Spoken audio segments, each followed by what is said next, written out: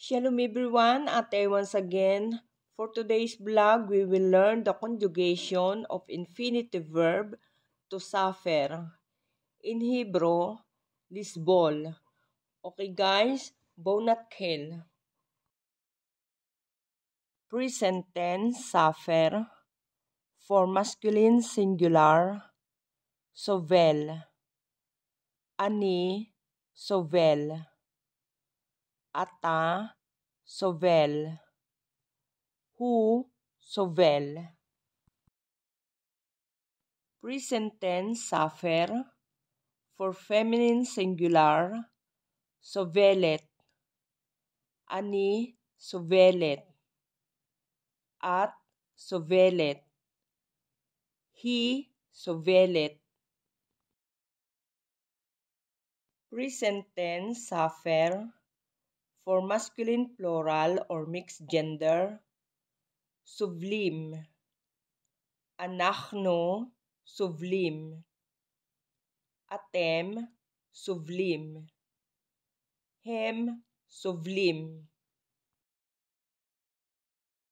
Present tense, suffer. For feminine plural, sovlot. Anachno, sovlot. Aten, sovlot. Hen, sovlot. Okay guys, for past tense, suffered. Savalti. Savalta.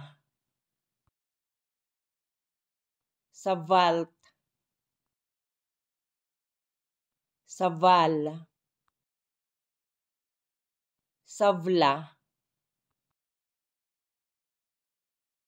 Savalnu. Savaltem. Savalten. Savlu. Savlu. Okay guys, let's move to the future tense. For future tense, will suffer. Ani esbol. Ata tisbol. At tisbeli.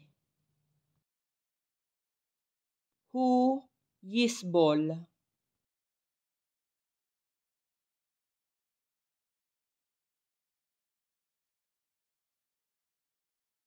Anachno nisbol.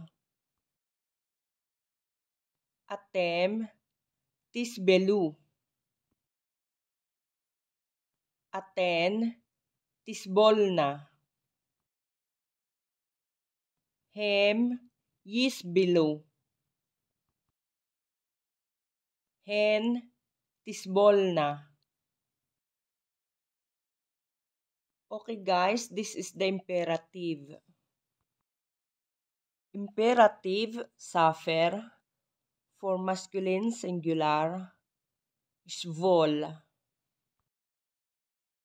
Imperative, suffer. For feminine singular, sivli. Imperative, suffer. For masculine plural, sivlu. Imperative, suffer. For feminine plural, svolna. Okay guys, this is the end for today's vlog. Enjoy to learn Hebrew and please keep watching Hebrew tutorials. Guys, please don't forget to like, share, comment, and subscribe. And don't forget to click the notification bell to be updated for more videos. Guys, thank you very much. See you on my next vlog. Lihit Raot.